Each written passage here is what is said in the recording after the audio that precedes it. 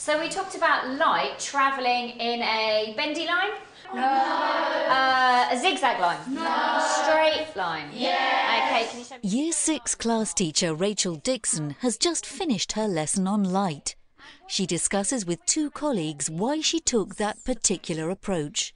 The thing with light, it's a bit ironic, but of course we're teaching children how they can see, but we can't see how we can see. We can't see the light very easily or what is happening. So this poses a real problem. So what we're going to do is we are going to set up our model, okay? I like the model that you used with the mirrors and the ribbon. Why did you choose that? We used ribbon to sort of demonstrate that that was the light travelling. What was really interesting was it didn't actually work for every child at all. Some children found that obviously light maybe bends, it goes around corners, and we had children moving the ribbon around the teddy bears that they were using. And of course light doesn't bend, so that was something else that we had to then discuss. So how did you deal with it when you came to children not understanding and the ribbon bending round? We looked at what they did and said, well, hang on a minute, light doesn't bend, it actually reflects from the object. So actually, where the ribbon isn't perfect, the whole discussion about why the ribbon isn't perfect then leads to their understanding. I think what's particularly strong about using the ribbon as well to model the path of light, and quite a complicated path, was when children were confused and when they were getting it wrong, they could work together to do those corrections rather than having a book with loads of crossing out or rubbing out and I just don't get it, I can't understand it.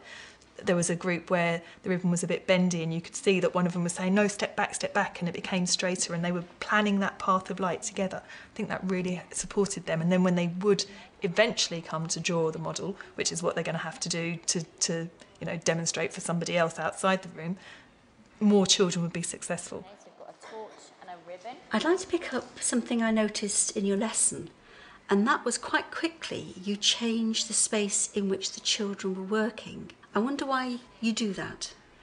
That's something that's quite natural for the teachers here, actually. We really encourage teachers to make as much use as possible of their environment within the school and close and outside school as well. So quite a lot of science will take place in the playground if you need a bigger space for modelling or to do with shadows and things like that. We've got trips and links with the local rangers in the local parks, because our children don't know if they haven't experienced it. And yes, you can show them a video or you can show them a picture, but it's not the same as being there and smelling it and feeling it and becoming part of something. Shall we do the torch first, the source of light? Right? I was interested to see you use the whiteboards at the beginning of the lesson. Do you usually do that? I tend to use whiteboards in almost every lesson, whether it's maths, literacy or science.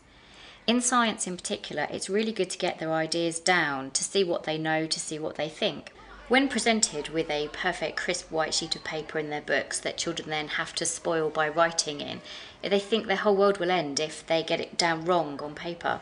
However, with a whiteboard, they feel safe with that because it's not permanent. It's something that they can change and adapt as the lesson goes on. Now, some of you snuck whiteboard pins in here and started changing your boards as you were going along. And I suspect that might be because you actually thought, oh, hang on a minute, I think I might have missed something out on my diagram. Actually, that was a lovely aside that you made in the lesson as well. You said, oh, I can see some of you have brought your whiteboard pens in. So it was almost like the children weren't confident in what they'd done first of all, but knew that they were going to progress through the lesson and knew that they didn't know what it was, but they would have an opportunity later or before you noticed to change it because they would understand more, which is perfect. Which is exactly what we want in science. We want to see their ideas emerging and evolving and see that movement, because that offers us an assessment point, a formative assessment point, so we can see how they're changing and then scaffold a little bit more if needed. Our light source travels in a straight line to the object. Rachel, I saw the children almost doing karate chops like this, and it was fabulous. What part does that play in their learning? It makes it fun. to start with. It really kind of loses children's inhibitions about, I'm not going to get this right, I'm worried about the language. And if they can start doing it physically and having a bit of a mess around with it, they really, really enjoy that. But for their learning, it's almost the retention of the information as well, the retention of that learning that they're doing. Because, for example, in the next lesson, I won't necessarily use words to cue their thinking. It will be, so this happened and that happened, and they can then actually come up with the language themselves, having been prompted by that action. It seems is that you are picking up on different ways of accessing children's understanding and allowing children to tell you about their understanding and each other. So you have the whiteboards with their diagrams, their concept diagrams. You've got this actions and words. You've got them working together and explaining to each other, modelling a concept. It seems a very rich environment, offering children of different abilities access to science. So it's really inclusion for all, isn't it?